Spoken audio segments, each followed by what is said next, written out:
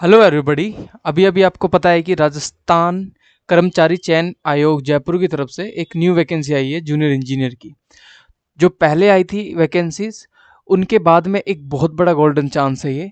तो ये आपका यहाँ पे 17th मतलब कि 17 तारीख को 17 जनवरी 2022 को ये वैकेंसीज निकली हैं। अब इसके अंदर जो डिपार्टमेंट्स हैं वो देखने हैं, और डिग्री वालों के लिए कितनी है और साथ में आपके डिप्लोमा वालों के लिए कितनी है वो भी देखनी है। तो सबसे पहले यहाँ पे विभाग का नाम मतलब डिपार्टमेंट का नेम दे रखा है। तो सबसे पहला जो डिपार्टमेंट है वो है आपका सार्वजनिक निर्माण विभाग, मतलब जिसको हम बोलते हैं, किस नाम से जानते हैं, पीडब्ल्यूडी। ओके। इसके अंदर कनिष्ठ अभियंता मतलब जूनियर इंजीनियर सिविल डिग्री धारक की कितनी वैकेंसीज है? 390 वैकेंसीज है आपकी। किसमें? आपकी नॉन टीएसपी मतलब गैर अनुसूचित क्षेत्र के अंदर। और जो आपका टीएसपी एरिया होता है उसके अंदर डिग्री वालों के लिए जो आपकी पीडब्ल्यूडी में वैकेंसी होगी वो होगी यहाँ पे 32। तो टोटल मिला के आपका टीएसपी और नॉन टीएसपी मिला के 422 यहाँ पे तो कुल पद मतलब कि टोटल यहाँ पे वैकेंसीज है। अगर मैं ये बात करूँ यहाँ पे पीडब्ल्यूडी के अंदर, यहाँ पे डिप्लोमा की बात करें तो डिप्लोमा का यहाँ पे आपका नॉन टीएसपी 61 और टीएसपी यहाँ पे 05 मतलब 5, और टोटल वैकेंसी कितनी हो गई? 66 हो गई। तो एक बहुत ही बड़ी गोल्डन अपॉर्चुनिटी है, किसके लिए? डिग्री के लिए भी, साथ साथ डिप्लोमा के लिए भी। यस, डिप्लोमा के लिए थोड़ा सा कम है लेकिन इतना काफ़ी है। अगर आप बहुत अच्छे से परफॉर्म करते हो एग्जाम में तो इतनी वैकेंसीज काफ़ी होती हैं। अब दूसरे आप बात कर लेते हो यहाँ पे दूसरे डिपार्टमेंट की। दूसरा डिपार्टमेंट है आपका यहाँ पे जन स्वास्थ्य अभियांत्रिकी, जिसको हम पीएचईडी किस नाम से जानते हैं? पीएचईडी डिपार्टमेंट के नाम से जानते हैं, पीएचईडी डिपार्टमेंट के नाम से जानते हैं। ठीक है जी, मतलब वाटर डिपार्टमेंट जिसको बोल सकते हैं, जिसमें सिविल की जो कनिष्ठ अभियंता मतलब जूनियर इंजीनियर सिविल की डिग्री वालों के लिए 196। अगेन बहुत बड़ा गोल्डन चांस है यहाँ पे, गोल्डन अपॉर्चुनिटी है। और ये है आपका गैर अनुसूचित क्षेत्र मतलब नॉन टीएसपी एरियाज। और टीएसपी एरियाज वो होते हैं जैसे जैसलमेर, बाड़मेर, उस वाली साइड को हम टीएसपी एरिया बोलते हैं, सबको पता है। वो सिर्फ 08 मतलब 8 वैकेंसीज है। टोटल मिला के इन दोनों को मिला दे तो 204 मतलब 204 वैकेंसीज। मतलब आप देख लो यहाँ पे 390 और यहाँ पे 196। और अब बात करते हैं डिप्लोमा की, तो एक बहुत ही अच्छी यहाँ पे आपको 96 वैकेंसीज देखने को मिल रही हैं। समझ रहे पा रहे हो कि कितनी अच्छी वैकेंसीज है दोनों में ही। और यहाँ पे साथ में आपको पता है कनिष्ठ अभियंता मतलब जूनियर इंजीनियर यांत्रिकी, यांत्रिकी मतलब होता है मैकेनिकल, एंड विद्युत मतलब इलेक्ट्रिकल, और वो भी किसके अंदर? डिग्री के अंदर है। और यही आपका यांत्रिकी और विद्युत डिप्लोमा के अंदर भी है। तो डिग्री के अंदर है कितना यहाँ पे? 37, और डिप्लोमा के अंदर कितना है? 26। लेकिन यहाँ पे एक चीज़ याद रखनी है कि यहाँ पे जो अनुसूचित क्षेत्र होता है, जो टीएसपी एरिया होता है ना, उसमें कोई भी वैकेंसीज नहीं है। किसके लिए? आपके मैकेनिकल और इलेक्ट्रिकल के लिए। और नेक्स्ट आपका यहाँ पे आता है डीएलबी, जिसको बोलते हैं स्वायत्त शासन विभाग।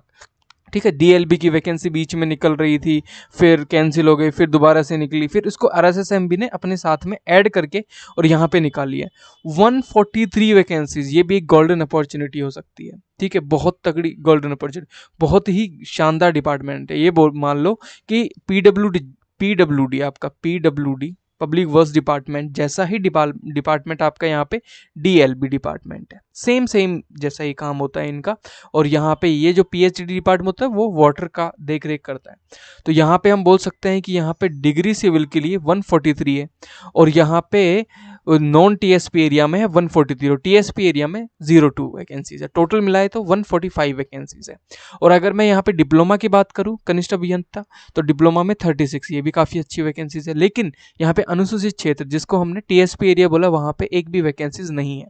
तो टोटल 36 ही होंगी डिप्लोमा के लिए, जो कि नॉन टीएसपी एरियाज में देखने को मिलेंगी। और अगर मैं इलेक्ट्रिकल की बात करूँ तो यहाँ पे सिर्फ इलेक्ट्रिकल है, यहाँ पे मैकेनिकल ऐड नहीं है। जो पीएचडी होता है उसमें मैकेनिकल और इलेक्ट्रिकल मिला के आ रखी है 37 और 26। लेकिन यहाँ पे सिर्फ और सिर्फ जो डीएलबी है वहाँ पे सिर्फ विद्युत की जो है, जो कि इलेक्ट्रिकल की हैं, वो भी डिग्री के अंदर वो 44 है, और विद्युत की डिप्लोमा के लिए है 11। तो टोटल वैकेंसीज कितनी बन जाती हैं, नॉन टीएसपी और टीएसपी को मिला के टोटल जो वैकेंसीज बन जाती है वो बन जाती है 1092, मतलब 92। तो 1092 बहुत बड़ी वैकेंसीज होती हैं। और इसमें से अगर आप देखो ध्यान से तो यहाँ पे आपको अच्छी जो वैकेंसी देखने को मिल रही है वो मिल रही है यहाँ पे सिविल के लिए डिग्री सबसे गोल्डन चांस 1, और सिविल के लिए डिग्री अगेन यहाँ पे पीएचडी डीएलबी सब में ही मैक्सिमम है। बाकी सब के लिए भी अच्छा है, लेकिन डिग्री सिविल के लिए बहुत बड़ा गोल्डन चांस हो सकता है ये।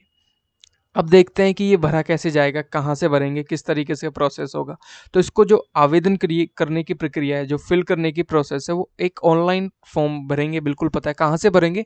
अगर आपने अभी तक एसएसओ आईडी नहीं बना रखी है, अगर आपने पहले फॉर्म भरा था तो आपकी एसएसओ आईडी ऑलरेडी होगी, और अगर नहीं है तो कैसे बनानी है देखो।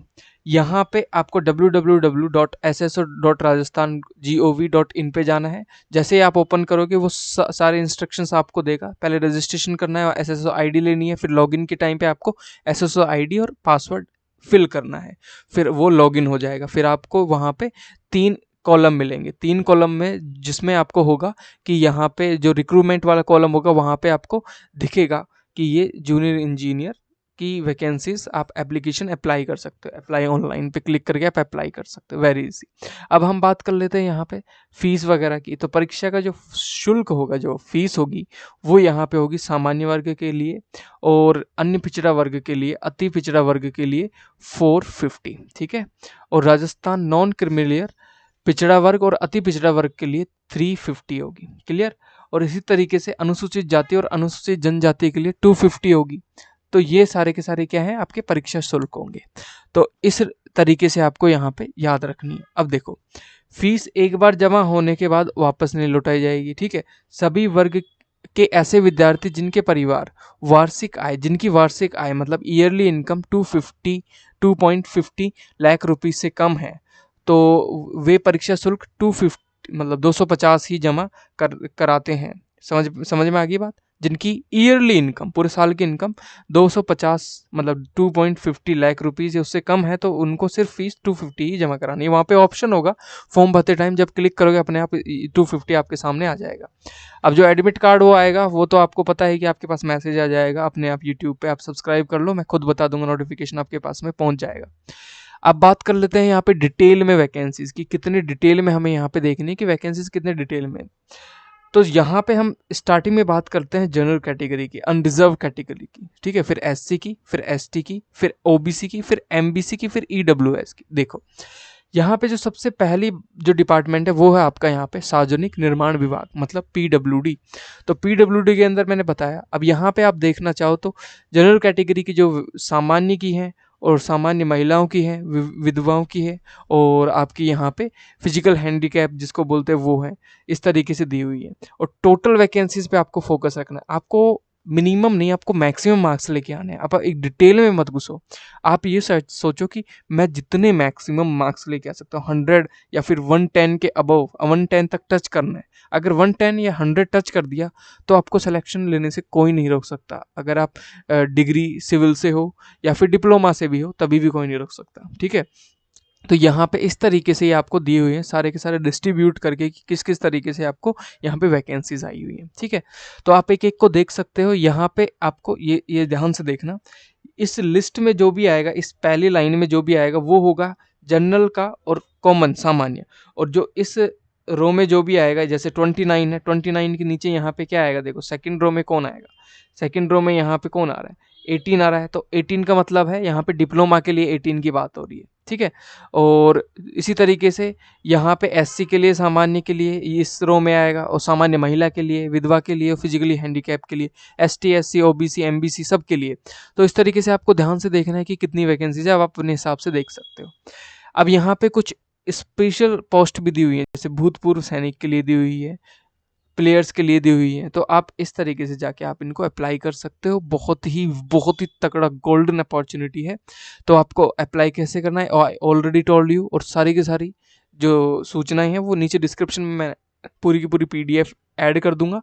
आप उसको डाउनलोड करके इस पूरे के पूरे वैकेंसीज के बारे में जान सकते हो। Thank you.